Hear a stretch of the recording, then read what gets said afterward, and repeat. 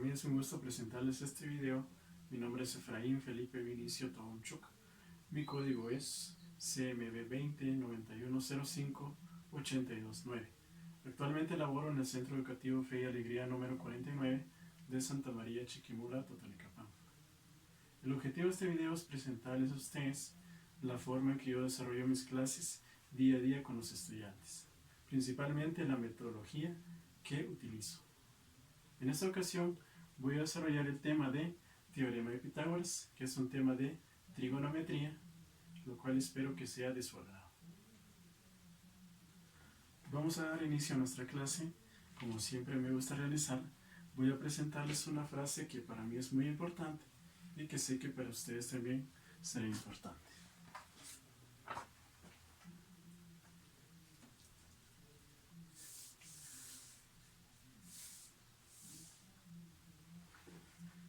La frase es la siguiente, dice de la siguiente manera: escucha, serás sabio. El comienzo de la sabiduría es el silencio.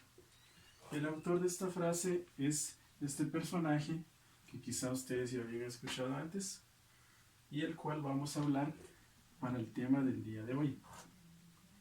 Vean esa frase, reflexione. Esta frase nos da mucha reflexión de muchas cosas que nosotros a veces hacemos y que no es correcto. La reflexión de esta frase, si nosotros analizamos, es que la sabiduría nace del silencio, ahí como lo dice, por lo cual nosotros debemos entender que no siempre tenemos que hablar, no siempre tenemos que estar diciendo cosas o tratando de demostrar algo, sino tenemos que saber escuchar en su momento. Solo de esa manera podemos generar esa sabiduría que nosotros poseemos por dentro. A eso se refiere esta frase, que es muy importante. Espero que también para ustedes signifique algo. Con esto hemos iniciado nuestra clase. Vamos a pasar con lo siguiente. Antes de iniciar con el tema, yo sé que ustedes ya se dieron cuenta acá. Tengo dos insumos que en estos días se han vuelto muy comunes. Tengo acá un jabón líquido y la mascarilla.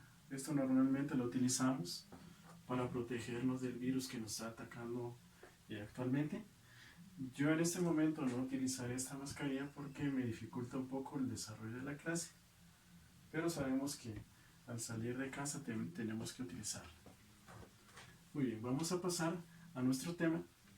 El tema para el día de hoy es un tema muy interesante.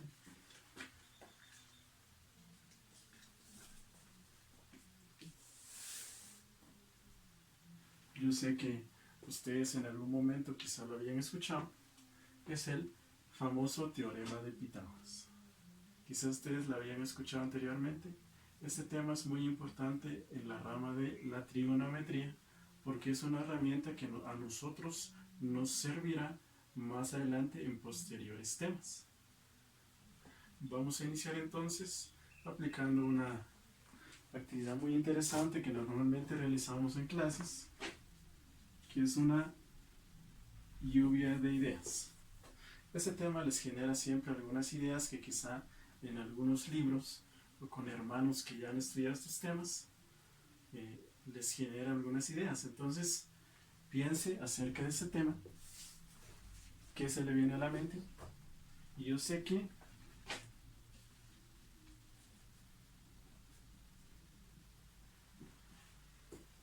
lo primero que se le viene a la mente es esta palabra, triángulos.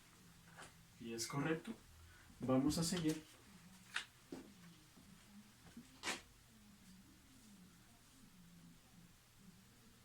Yo sé también que usted al escuchar este tema se le vino a la mente esta palabra, lados.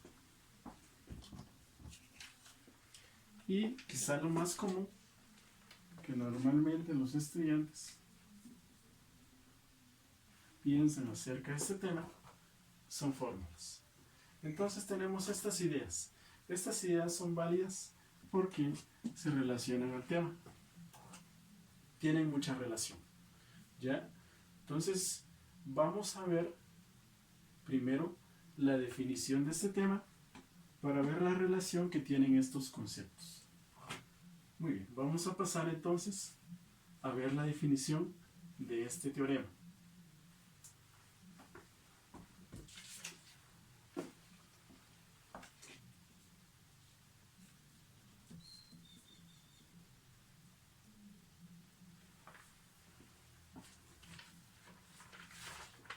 Bien, la definición nos dice de la siguiente manera.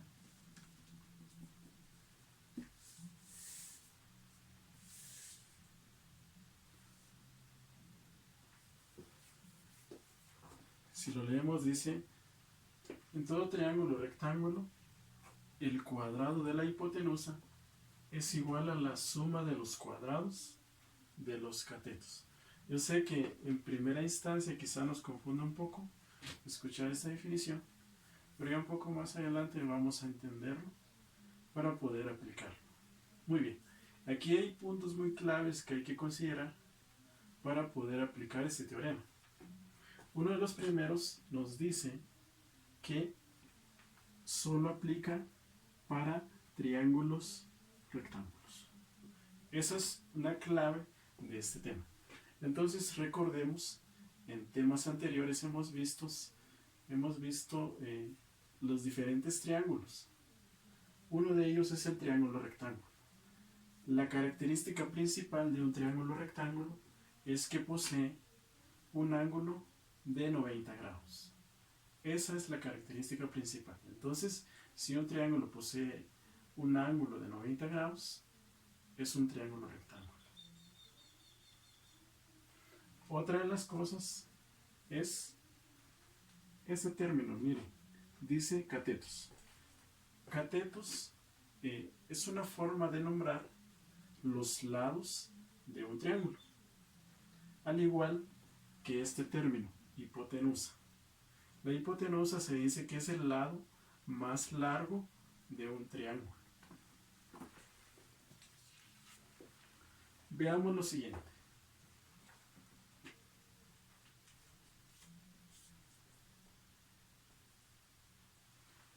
Yo tengo acá la siguiente figura. Si usted se da cuenta, este es un triángulo rectángulo. ¿Por qué es un triángulo rectángulo? Porque si usted se da cuenta, en esta parte, el ángulo de esta esquina es un ángulo de 90 grados o es un ángulo recto, independientemente de los dos ángulos restantes. Entonces, para este triángulo yo sí puedo aplicar este teorema. Veamos un siguiente caso.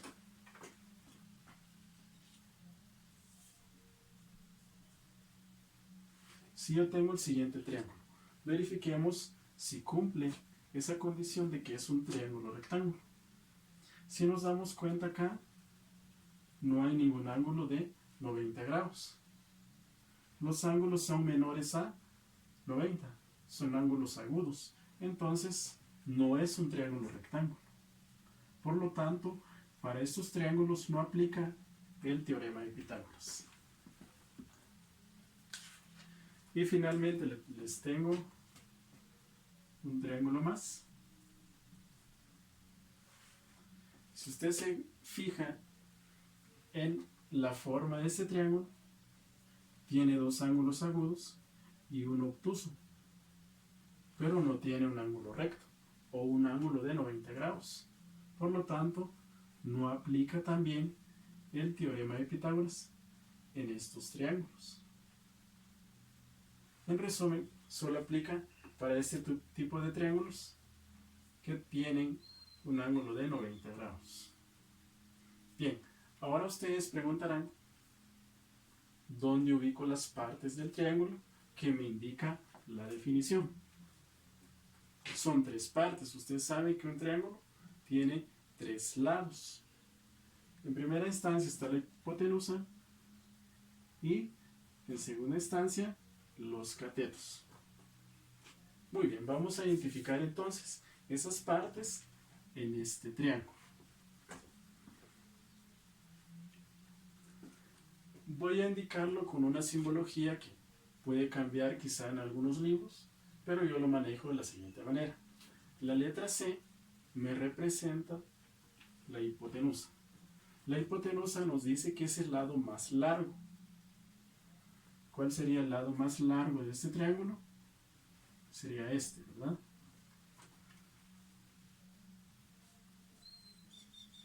Entonces, es el lado C, que es la hipotenusa. Para los lados del triángulo, voy a llamarlos ahora catetos, porque así lo pide la definición. Por lo tanto, tengo dos catetos. Voy a asignarles un nombre, una letra. Para este cateto, lo voy a nombrar con la letra A. ¿Por qué la letra A? Yo lo relaciono mucho con las partes de un triángulo cuando nosotros tratamos de encontrar el área. Nosotros sabemos que un triángulo tiene una base y una altura. Por lo tanto, la letra A me representa altura de un triángulo. Pero sabemos que ya en teorema de Pitágoras es un cateto del triángulo. Nos queda el siguiente cateto,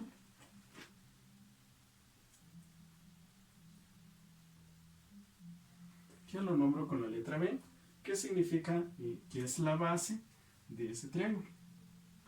Por lo tanto, estoy completando los tres lados de este triángulo y puedo pasar a ver la fórmula. Nosotros sabemos que una fórmula matemática normalmente viene de una definición o una expresión. Por ejemplo, esta definición está en lenguaje común. Normalmente lo que se hace es pasarlo al lenguaje matemático o algebraico. Entonces, la fórmula del teorema de Pitágoras es la siguiente.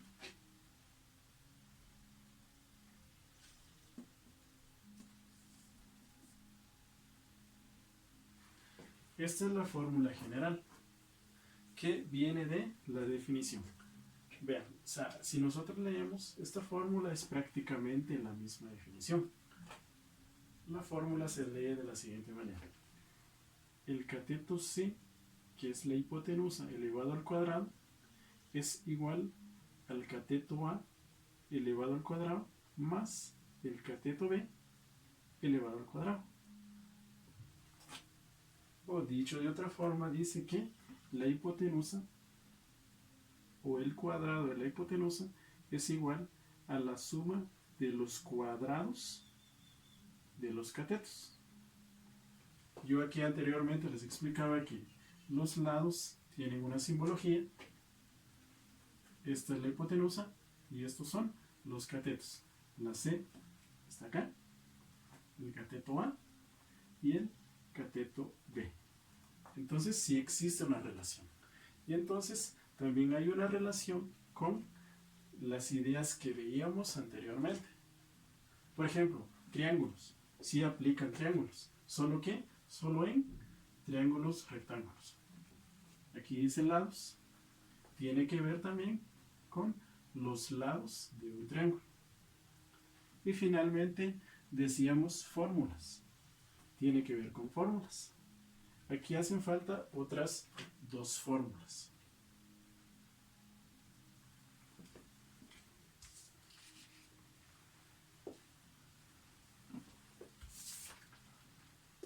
La siguiente fórmula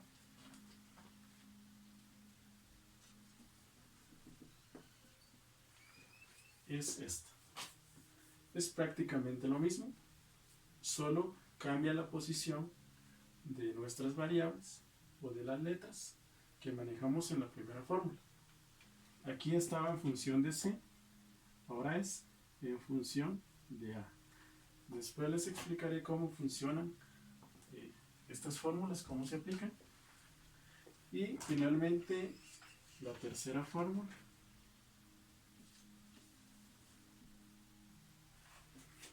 es esa. Entonces, en resumen, tenemos tres fórmulas para el teorema de Pitágoras. Muy bien, utilizarlas es un poco fácil. Si nosotros manejamos lo que son operaciones básicas, potenciación, radicación, es simple.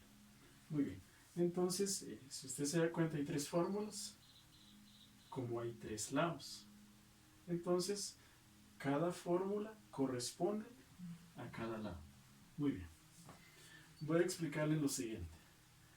En resumen, ¿para qué nos sirve el teorema de Pitágoras? Es muy fácil, para calcular algún lado desconocido de un triángulo rectángulo. Esa es la utilidad de este teorema. Pero, ojo, hay que tener en claro que solo es para un lado. Es decir, para conocer cualquiera de los lados, tengo que conocer dos, ya sea la hipotenusa y un cateto, o conocer los dos catetos para poder aplicar la fórmula. ¿Estamos? Muy bien. Veamos entonces. ¿Para qué me sirve la primera fórmula? Según la letra que tiene, que es C, decíamos que C es hipotenusa, entonces la primera fórmula me sirve para calcular la hipotenusa. Veamos la siguiente fórmula. La segunda fórmula, que es la letra A, que es un cateto, me sirve para calcular el cateto A. Y la tercera fórmula, que es la letra B, que es un cateto también, me sirve para calcular el cateto B. Ahora pasaremos a resolver un ejercicio del teorema de Pitágoras.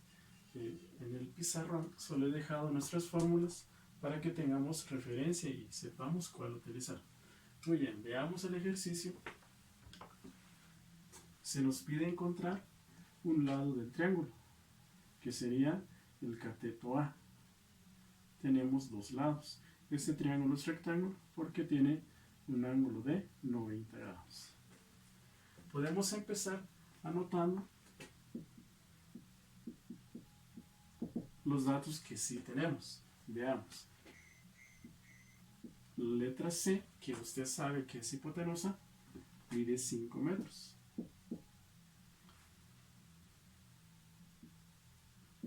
El cateto B, que como le decía anteriormente es la base, mide 4 metros. Pero ¿qué pasa con el cateto A? No lo conocemos, por lo tanto, lo dejo como signo de interrogación. Muy bien. Entonces, con los datos que tengo, ¿qué fórmula podría utilizar? ¿Cuál de estas? Muy bien, yo sé que usted se fijó que necesitamos encontrar el cateto A. Por lo tanto, utilizaremos la segunda fórmula. La copiamos.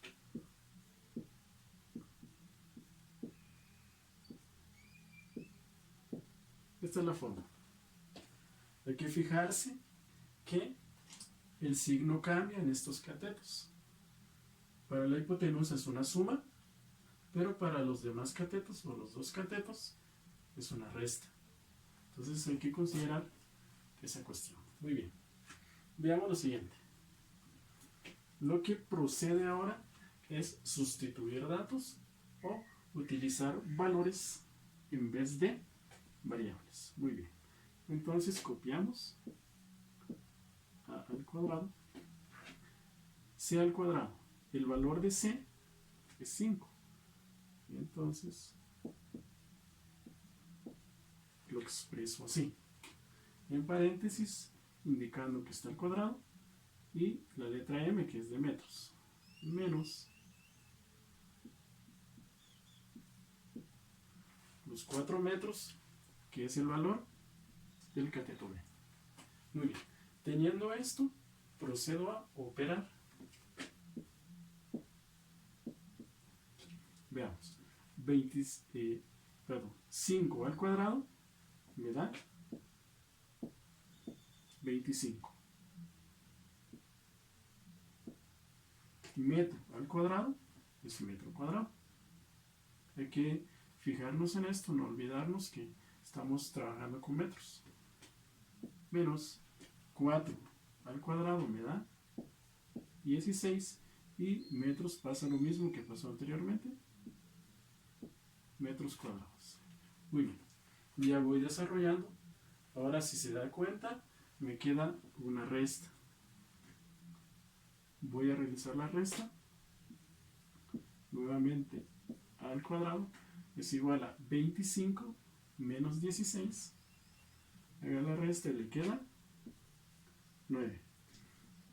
Metro cuadrado y metro cuadrado, únicamente lo copiamos. Bien, hasta ahí creo que es bastante simple, pero no tenemos todavía la respuesta, porque si usted se fija, el valor de A que necesitamos es A con exponente 1. Acá está con exponente 2. ¿Cómo quito ese exponente? Simple. Aplico propiedad de operaciones inversas en una igualdad. Esto es una potencia, lo paso a radical. Me queda entonces que el valor de A va a ser igual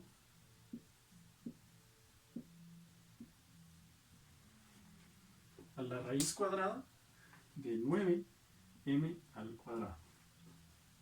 Ahora sí, si realizo esta operación tendré la respuesta. Realicémosla entonces. El valor de A es igual a la raíz de 9. Usted sabe que es 3, porque 3 por 3 me da 9. La raíz de m al cuadrado es m. Usted sabe que la letra m es de metros, porque estamos hablando de una longitud. Entonces nos queda que el cateto A tiene un valor de 3 metros. Y esta sería mi respuesta. Por lo tanto, puedo escribir acá que el valor del cateto A es de 3 metros. Así es como se resuelven estos ejercicios. Es bastante simple, solo hay que fijarse en las operaciones y seguir siempre la secuencia para llegar a la respuesta correcta. Ahora pasaremos a la parte más importante de un tema matemático, que es conocer la aplicación. ¿Dónde yo puedo aplicar ese tema a la vida real o darle una utilidad? Veamos entonces este problema que ya está representado acá. Dice de la siguiente manera: al atardecer, un árbol proyecta una sombra de 2.5 metros. Si la distancia desde la parte más alta del árbol al extremo de la sombra es de 4 metros, la pregunta dice: ¿cuál es la altura del árbol? Para estos problemas es importante hacer el dibujo. Aquí ya está representado.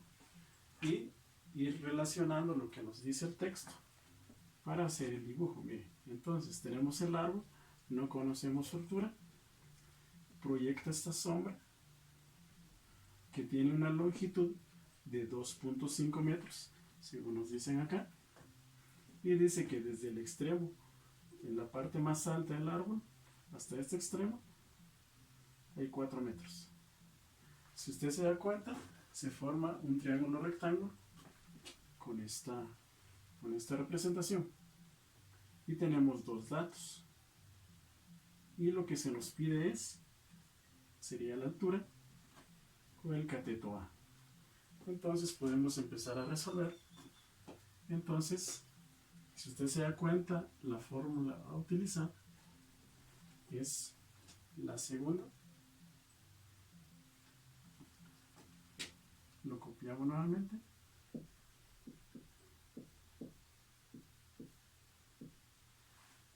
Y procedemos a utilizar. Veamos entonces. El valor de la hipotenusa es de 4 metros y se eleva al cuadrado menos el valor del cateto B, que es 2.5 metros. Procedemos a resolver nuevamente. 4 al cuadrado me da 16 metros cuadrados menos 2.5 al cuadrado me queda 6.25, de igual manera metros cuadrados. Finalmente tengo que hacer la resta. 16 menos 6.25 da resultado 9.75 metros cuadrados. Solo me queda obtener la raíz cuadrada.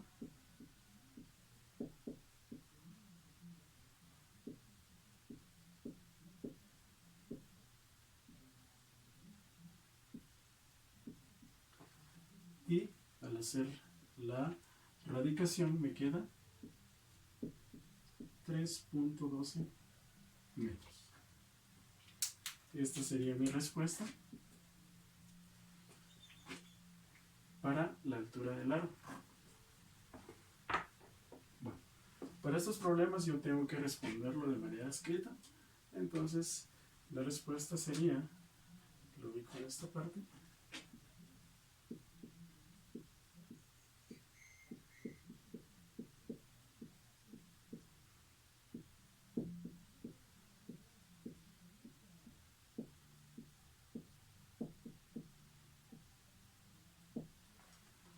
la altura del árbol es de 3.12 metros, según lo que me queda en este procedimiento. Y así es la resolución de un problema de aplicación del teorema de Pitágoras. La parte de la explicación de la clase de matemática ha finalizado. Ahora proceden los siguientes pasos o los siguientes momentos de la clase. Lo que prosigue es el trabajo personal, que es el momento en el que el estudiante trabaja de manera individual, resolviendo ejercicio, aplicando los conocimientos que adquirió y trabajando en su cuaderno. Seguidamente tenemos el trabajo cooperativo, que es donde los estudiantes se reúnen en grupos ya asignados previamente para trabajar los ejercicios que yo les di anteriormente. En el trabajo cooperativo comparten experiencias, comparten resultados, miran si los trabajos son similares o si son diferentes. Los grupos son de alto rendimiento.